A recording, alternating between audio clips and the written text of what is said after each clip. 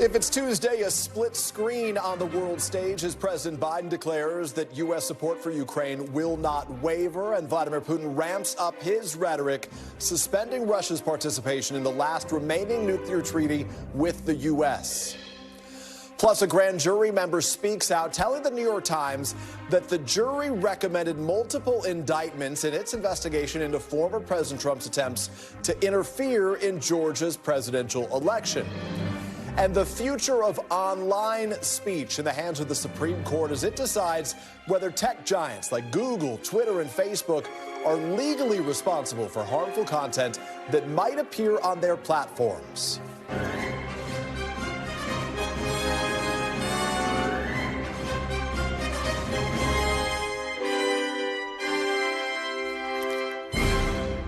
Welcome to Meet the Press Now. I'm Peter Alexander, in for my colleague Kristen Welker, who is with President Biden in Poland, where the president is marking the one-year anniversary of the war in Ukraine. Today, President Biden and Vladimir Putin each delivered dueling addresses about the state of the conflict amid rising tensions between both the U.S. and Russia and the U.S. and China. In front of a large crowd in Warsaw, Poland, President Biden declared that Russia will never defeat Ukraine while invoking his dramatic visit to the Ukrainian capital yesterday. 1 year ago, the world was bracing for the fall of Kyiv.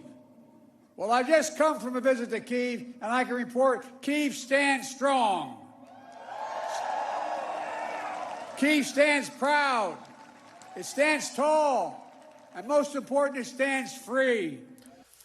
President Biden also vowed to impose new sanctions on Russia this week. He addressed the Russian people directly as well, responding to allegations made by Vladimir Putin just hours earlier, accusing the West of conspiring against him and against his people. I speak once more to the people of Russia. The United States and the nations of Europe do not seek to control or destroy Russia. The West was not plotting to attack Russia, as Putin said today. And millions of Russian citizens who only want to live in peace with their neighbors are not the enemy. This war is never a necessity. It's a tragedy. President Putin chose this war.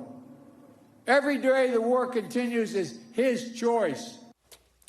And in a sign of further deteriorating relations with the United States, in Putin's annual State of the Nation address, effectively his State of the Union speech, he announced that Moscow will suspend its participation in the last remaining nuclear arms treaty between the U.S. and Russia. U.S. Secretary of State Antony Blinken, hoarse after days of travel, responded to that announcement a short time later. Here he is. The announcement by Russia that it's suspending participation in the START is deeply unfortunate and irresponsible. We'll be watching carefully to see what Russia actually does. We'll, of course, make sure that in any event we are postured appropriately for the security of our own country and that of our allies. We remain ready to talk about strategic arms limitations at any time with Russia, irrespective of anything else going on in the world or in our relationship.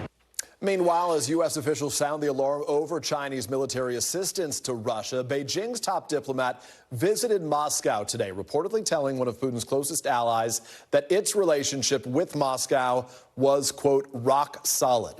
Just a short time ago in Poland, NBC's Kristen Welker spoke to the White House National Security Council Coordinator for Strategic Communications, John Kirby, and here is part of that conversation. Did President Biden accomplish what he wanted to with his speech, and what was that? Yes, he did, and he felt very good about the chance to talk to the Polish people, to President Duda, to the world, quite frankly, about how important the support for Ukraine has been this past year. And it's difficult to believe that we're a year in, but how much more critical that support is going to be going forward in the weeks and months ahead as we expect the weather to improve in Ukraine and as we expect the Russians to go back on the offense. The president made an interesting choice. He took on Putin head on in one moment, saying, quote, the West was not planning to attack Russia, as Putin said today. Why did the president decide to directly counterpunch Vladimir Putin? Because this has been false rhetoric and propaganda, quite frankly, that Mr. Putin has been trying to get out there since before he invaded on February 24th, claiming that Russia was at risk, that Ukraine was planning some sort of an attack and Russian-occupied Ukraine, that this was about an existential threat to Russia, to the people of Russia, and it's just false, Kristen. There's just no truth to it. Ukraine posed no threat to anybody, let alone Russia next door. And I think the president felt it was really important to make sure he made that point, to push back on that exact idea. This is not a new notion by Vladimir Putin. He's been spewing this now since before he actually invaded. It's notable because President Putin, who spoke today, did not call out President Biden by name. President Biden made the opposite calculation. Why? President Putin is the aggressor here. President Putin is responsible for a war that has killed thousands of Ukrainians, destroyed cities and towns, put millions fleeing their homes, displaced and in refuge, more than 1.5 million right here in Poland. President Putin is responsible for what's going on inside Ukraine, and President Biden felt it was important to make that clear, make that case. And also, Kristen, to make the case that President Putin has not achieved any of his strategic objectives. He is not stronger for having done this. Let's talk about one of the big headlines today. President Putin announcing that Russia plans to suspend participation in the nuclear START treaty. Was the administration caught off guard by the timing of this, understanding they had been signaling this for some time? Right. He had announced that he was going to suspend it some time ago. Look, this is unfortunate and frankly irresponsible for a modern nuclear power to pull out of arms control. No matter what else is going on in the world, no matter what the tensions are between the United States and Russia right now over their war in Ukraine, we would hope we could all agree that arms control is a good thing for the safety of our two countries as well as the safety of the world. The START arms treaty is the last treaty between the U.S. and Russia. What are the implications for U.S. safety and security? I hope the American people understand that we are continuing to monitor Russia's nuclear posture as best we can. And we see no indication that Mr. Putin plans to use nuclear weapons or weapons of mass destruction of any kind. We're watching this as closely as we can. What I can also say is that we haven't seen anything that would cause us to change our strategic deterrent posture. Well, let me ask it this way. For Americans who are sitting at home and who are worried that this may mean that Putin is more likely to use a nuclear weapon, the fact that he's suspending Russia's participation in the START treaty, what would you say to those Americans? It's difficult to divine that just from his statement today that he's pulling out of it. That's not the same as saying he intends to use nuclear weapons in an operational sense. It is irresponsible that a modern nuclear power would pull out of an arms control agreement like this. We were dedicated to it. We extended it as soon as we came into office. We're gonna look and see what his statement today actually means. What does that mean? You're going to look at it. What actions is the we're going to US try to determine as best we can what exactly Mr. Putin means by his statements today. But again, I think it's important to remind we are comfortable with our strategic deterrent posture and our ability to protect the American people, to protect our allies and partners. We're very comfortable with that, and we haven't done anything that would change that posture just based on today's announcement. Secretary Blinken warned his counterpart there will be serious consequences if China provides lethal aid to Russia. And yet his counterpart is in Russia as we speak. What do you make of that? Well, each nation has to speak for themselves in terms of their bilateral relations. It is not helpful to see that China has not yet come out and condemned this war and tried to hold Mr. Putin to account. We would want them to make that choice, to join the rest of the international community. Now, I won't get into what the consequences might be, but we are going to watch this very closely to see what they do. Part of Kristen Welker's conversation with the National Security Council spokesperson John Kirby. And Kristen is joining us now from Warsaw, Poland. Kristen, we've had a chance to speak over the day, but I want to share part of our conversation with the audience now. Pull back the curtain a little bit. I know in these trips you get a chance to speak to some of the senior advisors to the president privately. Broadly, what are they saying about the trip to this point? I know they felt good about the way yesterday went. Sort of walk us into your world and what you're experiencing there. Yeah, Peter, you're absolutely right. So much of these trips is about pulling back the curtain and talking to senior administration officials about how they are perceiving these events. I can tell you that they feel good about the president's speech. They feel as though he conveyed the message that he aimed to, which is that Vladimir Putin has not met his own objectives and that the global community needs to stay united in its efforts to both isolate Russia and to continue to support Ukraine in this war effort. Now, as you'll recall, Peter, I was here about a year ago when President Biden spoke a month into this conflict. He had that ad-libbed line where he essentially seemed to call for Putin to basically be removed from power. The White House had to walk that back. There is some relief tonight, Peter, that there were no ad-lib lines. They feel as though the president was on point and delivered a very powerful speech and a very powerful warning to Vladimir Putin. The question, though, how does this all end, Peter? That still remains unanswered here. Yeah, the real question is, will we be there 1 year from now as this war perhaps extends itself? I want to ask you about some new reporting while you've been there. The Wall Street Journal is now reporting that Chinese President Xi is preparing to go to Moscow perhaps later this year. How concerned is the White House about this relationship between Beijing and Moscow, given the reporting and what we heard from Antony Blinken on NBC on Meet the Press, basically saying that China is right now considering providing lethal aid, weapons to Russia? Well, and Peter, that's what I was talking to John Kirby about as well. I think it is safe to say that China is arguably one of the largest concerns when you talk to administration officials, particularly as it relates to the war in Ukraine. And they are wrestling with, A, what specifically would lethal aid mean, and will China take that warning by the Secretary of State seriously, that there will be consequences, serious consequences, if China does follow through with that threat? Now, again, you heard John Kirby being very careful in his wording, not giving any details about what those consequences would look like. But, Peter, this is undoubtedly top of mind for officials here because, again, the challenge for the president, keeping the global community unified and a divided Congress unified. And, Kristen, as we've spoken about, what's so striking with this president is, I think, to most observers, they feel like, given the hand he was dealt, the president has done the best he can with this situation between Russia and Ukraine. He has fortified the NATO alliance, and yet Americans are starting to experience this sort of Russia or Ukraine fatigue right now. Do the folks that you're speaking with there have concerns about the way this is being viewed back home?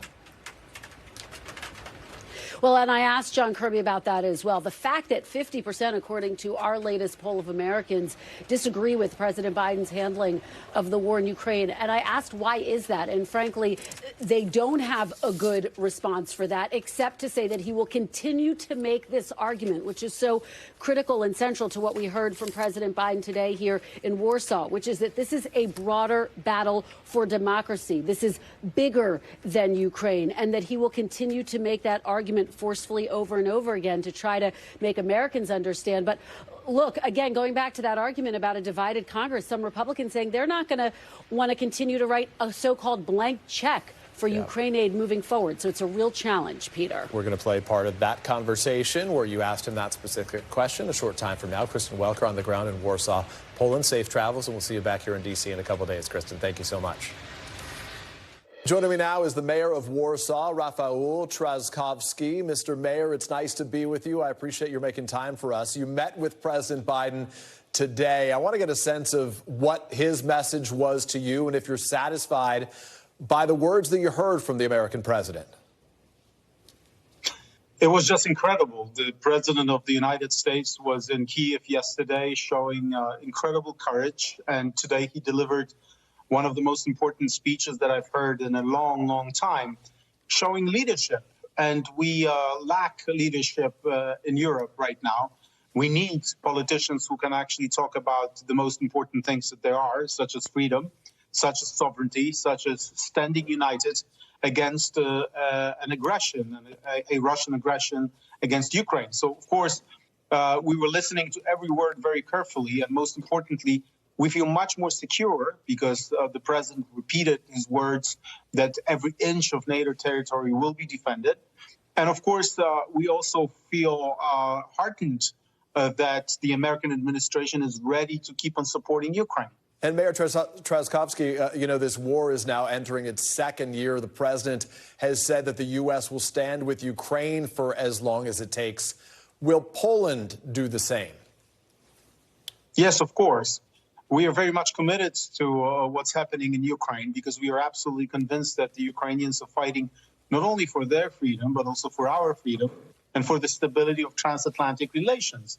Every crazy dictator in the world is watching and is asking himself a question, whether the West will be united, whether we will be tough on dictators who want to trample on international law, and the fact that the U.S. administration of President Biden, but also its most important allies in this part of Europe, such as Poland, are on the same page, and that we will keep on helping Ukraine is incredibly important for the stability of the world. And Mr. Mayor, I want to follow up on something that you said to me just a moment ago. You said right now that in Europe there is a lack of leadership. Where in particular are you seeing that leadership vacuum, and what is your frustration because of it? Well, I mean, unfortunately, some countries in Europe are dragging their feet when it comes to helping Ukraine. Who's dragging their feet? And sometimes, well, I mean, you know, even our closest neighbors sometimes are dragging their feet, and they're not taking decisions as quickly as they should. And unfortunately, I can see in some of European countries this fatigue syndrome kicking in.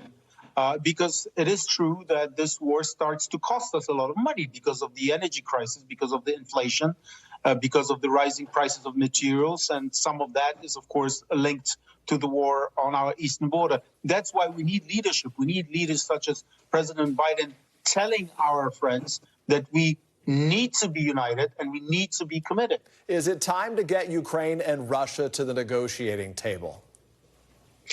Well, the president actually answered that question because he said that Vladimir Putin can end this war every hour.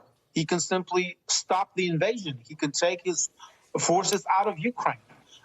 It's as simple as that. So the ball is on the Russian court, and that's why we need to keep pressuring Russia, and that's why we need a new batch of sanctions, which the president promised. Because that's the only language that dictators understand. Let me ask you about some of the news of the day. Vladimir Putin today announcing that he is suspending the New START treaty that brings into question the future of this long-existing global ban on nuclear weapons tests. How concerning is that for you as a neighbor to Ukraine, just basically in the neighborhood with Russia right now? As I've said, we feel secure because we are part of the NATO, but that's what Vladimir Putin does. I mean, he is. But if he gets rid of the START threats. treaty, does that add concern to you right now that he could continue nuclear tests?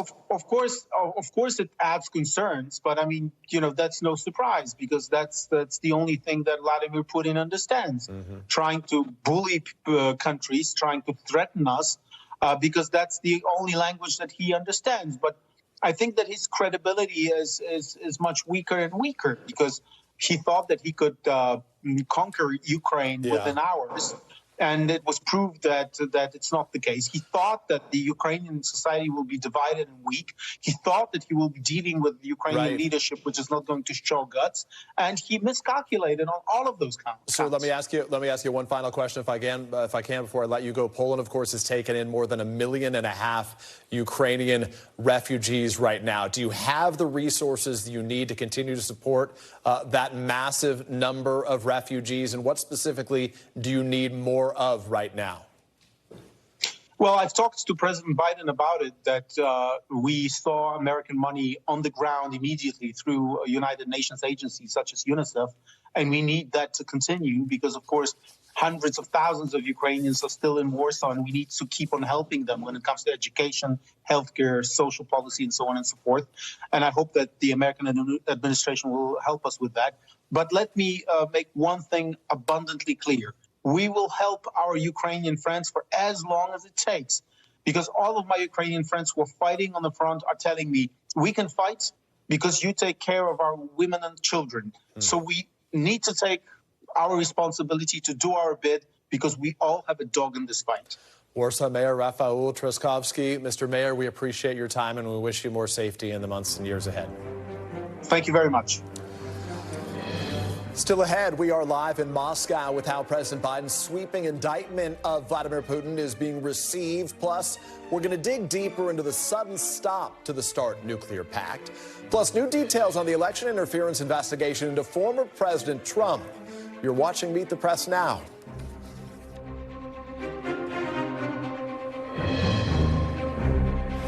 Joining me now is Richard Haass, the president of the Council on Foreign Relations, author of the Bill of Obligations, the 10 Habits of Good Citizens. Richard, thanks for being here. I want to get your sort of help for folks to understand the significance of this announcement, at least by Vladimir Putin at this time, the suspension of the New START treaty and what that means. Does it mean, do you expect that Russia would begin to expand its nuclear arsenal, or is this just sort of a rhetorical threat? It actually doesn't mean that much. The agreement has 4 years to go, Peter. The Russians are not going to break out. They said they would continue to honor the limits. They've already stopped most cooperation with inspectors. So what they've essentially done is stop what they've already stopped. So I don't think it's all that significant. In 4 years, we're going to have a big question. What do we put in its place? Right. And there's questions about new weapon systems, Chinese participation. That's when the real issues come. But in the short run, it doesn't really change a whole lot. And I think it also reflects the reality that Russia's last remaining vestige of being a great power, besides energy, is nuclear weapons. So I think their enthusiasm for restraining nuclear weapons is limited. So how much, I guess, perhaps does it say in terms of the damage done to the relationship between the United States and Russia right now? Clearly, they have bigger issues, what's going on in Russia. But, I mean, this only escalates the tension between the two sides. Yeah, there's essentially no relationship. Let's call a spade a spade. This is one of the last vestiges of the previous relationship. It's on life support. But there isn't really much, if any, relationship anymore. How worried do you think China is about the announcement by Vladimir Putin today? Well, I don't think they're that worried. I think they're more worried about the direction of the war. China cast its lot with Russia, so Xi Jinping has put his prestige on the line. It's almost the equivalent of a bad investment so far. And I think the most interesting question of the next few days and weeks is, does China ramp up its support for Russia? I think there's a decent chance it might. It doesn't mind this war continuing. It kind of bleeds the readiness militarily of the United States. It certainly doesn't want Russia to lose. Right. That would be bad for China. So I think that's the place to look. Richard, it was really striking to hear from Antony Blinken on Meet the Press. I was a part of Chuck's panel here over the weekend where he basically made this accusation that China is considering providing lethal aid, weapons, to Russia right now. When pressed, he didn't provide any particular evidence. He seemed to say they would be reading in allies in the days ahead, but he wasn't specific about that as well. How, obviously, that would be a huge escalation were China to do this right now. How concerned do you think the U.S. should be that China is serious about considering to do something like that, and that that's a real problem that could be on the doorstep? Oh, it is real, and that guarantees this would be a prolonged war. I think that's likely anyhow. But one of the hopes people like me had is even if the war is long-term, it would dial down in its intensity. If China begins to feed the Russian war machine, that puts a lot more pressure on Ukraine and indirectly on the rest of NATO, including ourselves. And I think it's possible. I think China basically dismisses the possibility of an improved relationship with the United States. They see what's going on here. They simply see no chance of it. And they really don't think there's that many penalties left to impose. Indeed, the Europeans may be reluctant to introduce certain economic penalties because several of them are so dependent on trade with China. And Richard, according to the latest NBC News poll, I think the number is roughly 41% of Americans right now say that they are satisfied by President Biden's handling of this war. That means that most are not. There are no U.S. boots on the ground, but maybe $100 billion has been spent, about $30 billion in direct military aid to Ukraine right now. How as a president, how as an administration, do you not just win over Mitch McConnell, who said this is critical, we got to stick to it, it's the most important effort in the world, but the American people right now who may be experiencing a type of fatigue by the amount of money and the effort that's being spent overseas? I actually don't read it that way, Peter. I think, first of all, the president has the support of Republicans, most Republicans in Congress, as well as most Democrats. I actually think that poll is very close to the overall numbers on President Biden. It's almost an approval-disapproval number. I don't think Americans are hanging on the latest news from Ukraine. I'd be surprised if most Americans, if any Americans, essentially voted on the basis of our Ukraine policy at the midterms. And I actually think the president's done a good job. So I don't take that poll all that seriously. All right. Yeah, appreciate your thoughts on that and your perspective always. Richard Haass, thank you very much. Thanks for having me. Coming up next, we take you to Wisconsin, where a massively consequential off-year election could impact everything from election laws to reproductive rights in a presidential battleground state. This is a big deal that you may not have heard of. We're going to read you in a moment.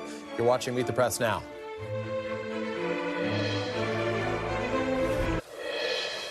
Welcome back. If it's Tuesday, voters are headed to the ballot box in battleground Wisconsin, this time for a primary election to decide which judicial candidates will end up with the spot on the state's Supreme Court. This is the semifinal, as it were, the final to come in April. It's an election that could have a major impact on everything from abortion access to voting rights in what is obviously a crucial presidential battleground state. And NBC's Shaq Brewster is outside of a polling place in Racine, Wisconsin right now. Shaq, walk us through this as we talk about it. So up for grabs here is control of the state Supreme Court, and with it a ton of key issues.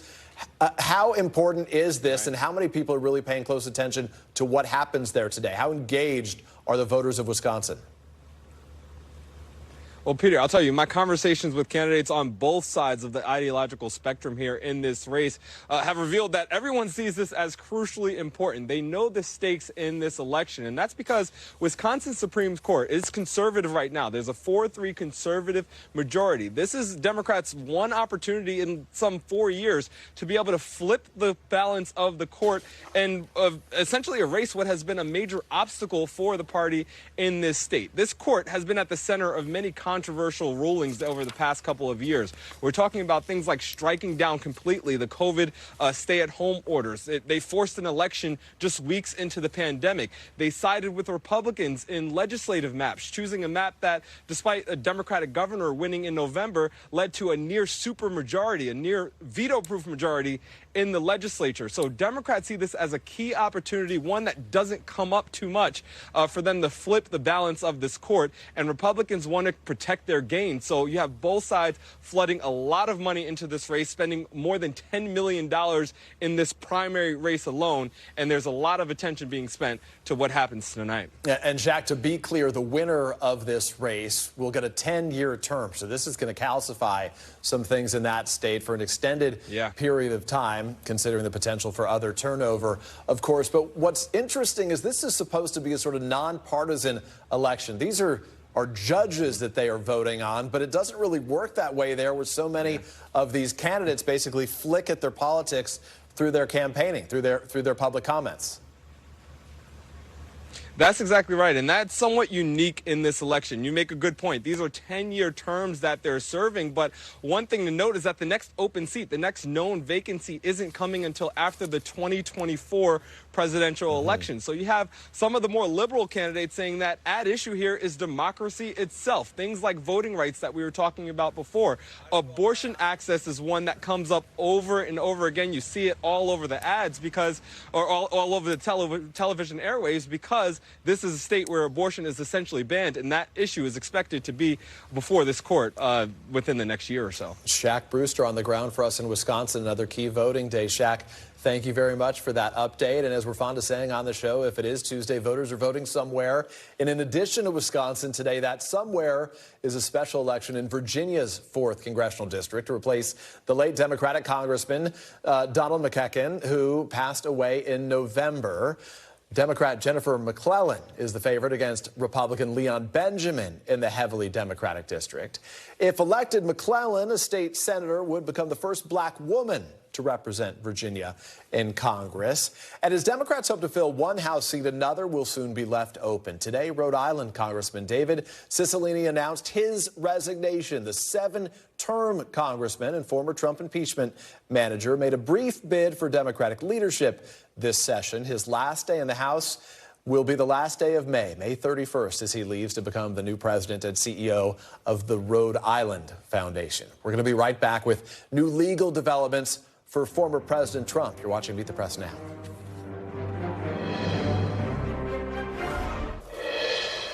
Welcome back. President Biden praised Congress's bipartisan support of Ukraine in Poland today. But despite broad support from lawmakers, voters across America are split. As I mentioned just a few moments ago in my discussion with Richard Haas, our NBC News poll from last month shows just shy of 50% say Congress should provide more funding and weapons to Ukraine. Compare that to 47% who say they should not. And only 41% of Americans approve of President Biden's handling of Ukraine. Our very own Kristen Welker asked the National Security Council spokesperson John Kirby about that number earlier today.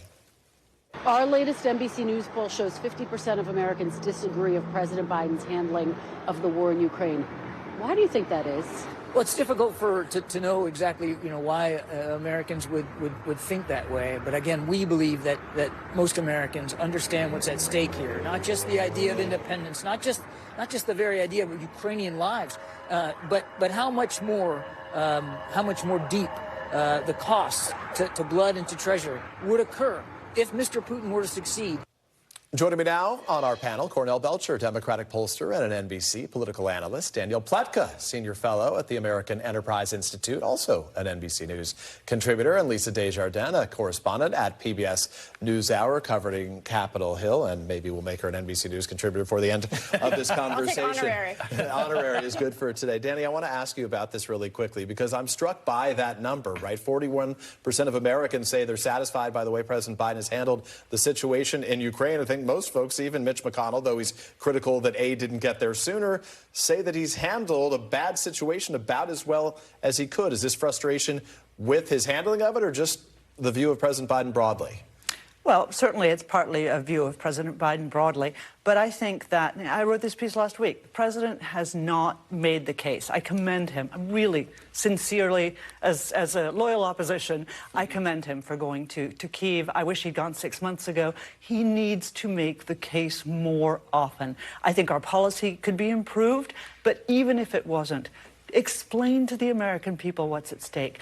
Talk to them. There hasn't been a single Oval Office address about this. Previous presidents went to the American people, made national addresses all the time. This president hasn't made the case, and I think that that's one of the reasons why his numbers are dropping, even among Democrats. But, Cornell, to be very clear, the president has gone multiple times. He was in Poland a year ago, Poland again now. He just went to Kyiv. I know Danny said it should have happened sooner. Are they doing a good enough job of communicating to the American people, what's at stake here and why we should care? Now, I'm a little surprised by my friend Danny, because she's a historian. She knows this.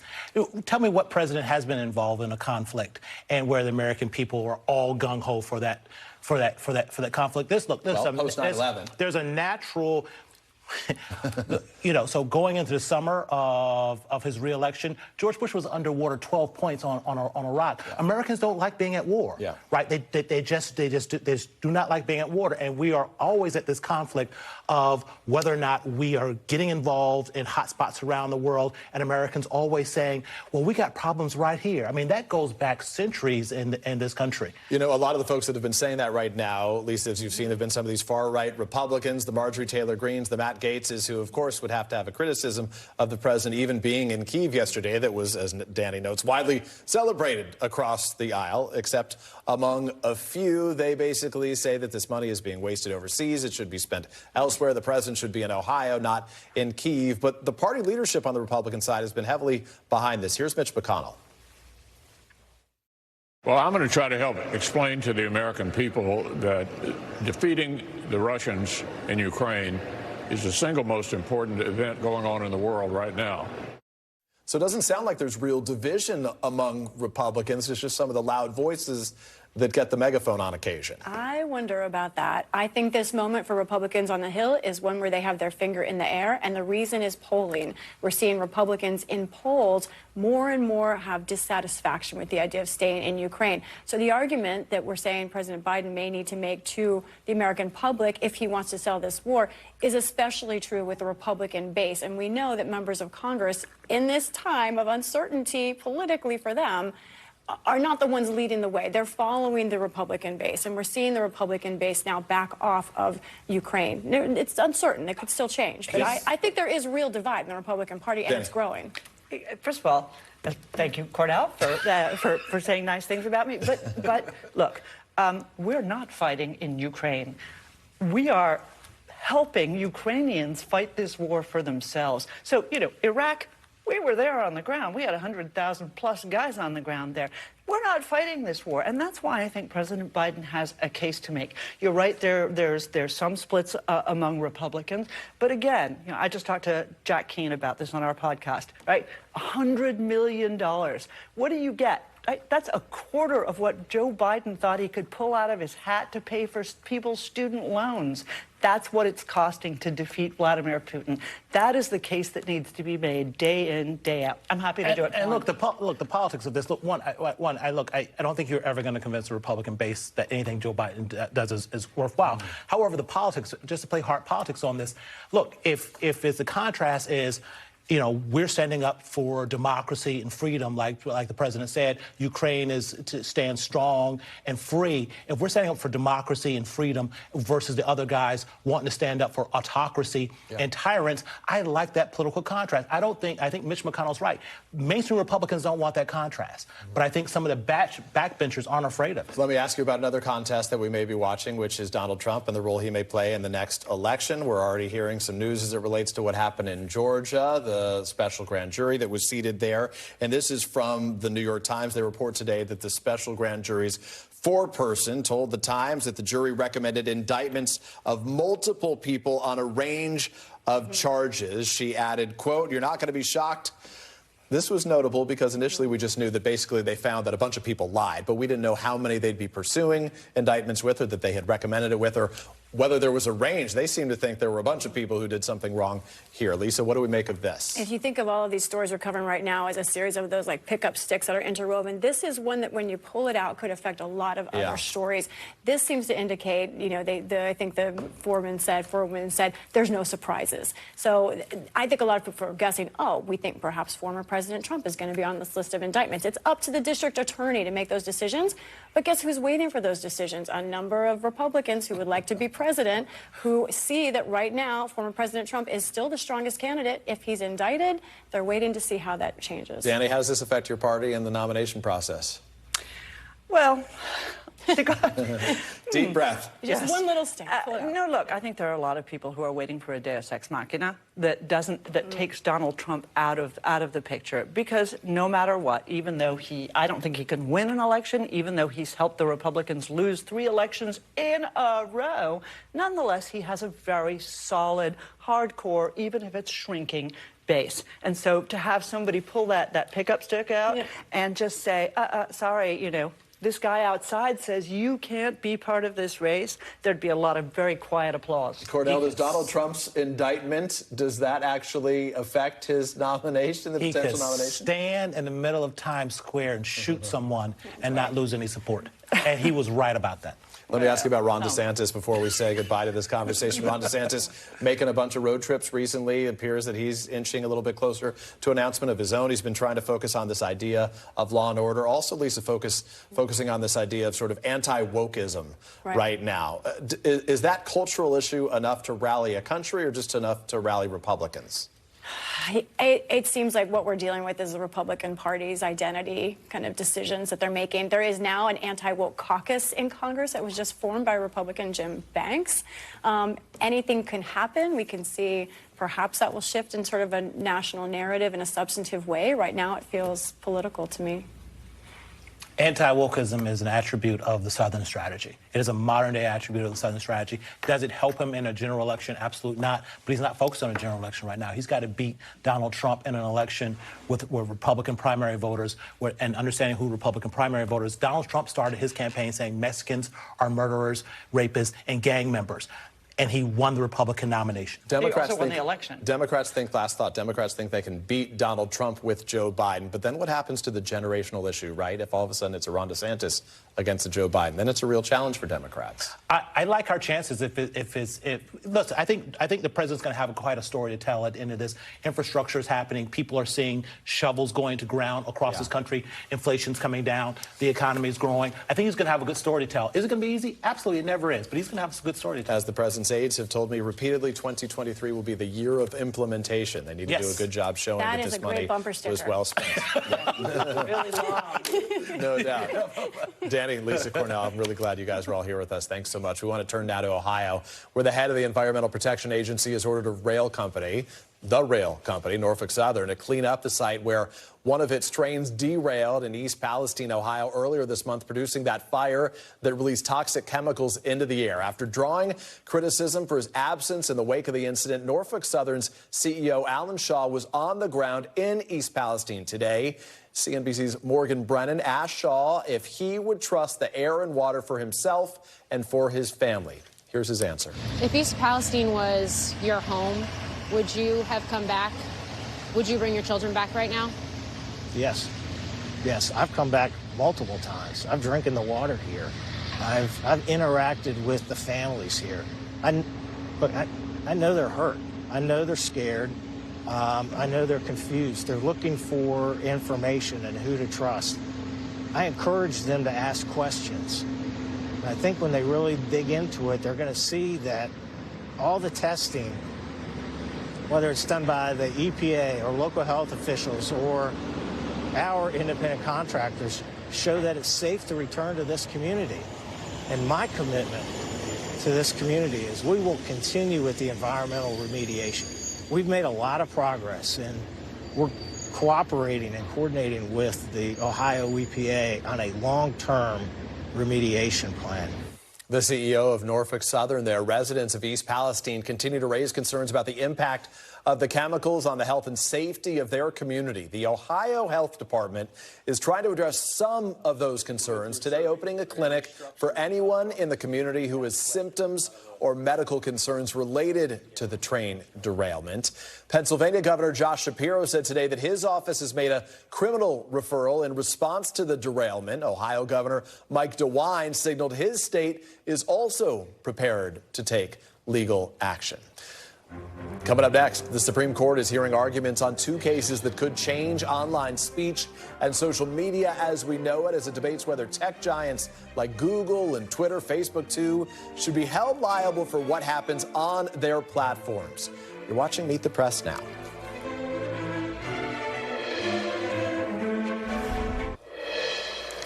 We're back, and the Supreme Court today heard arguments in a case that could significantly change how some of the biggest tech companies operate. The case involves a challenge to what's known as Section 230. It's a decades-old provision that protects some internet sites from being sued for material shared by users on their sites, essentially treating them as platforms for communication, not publishers.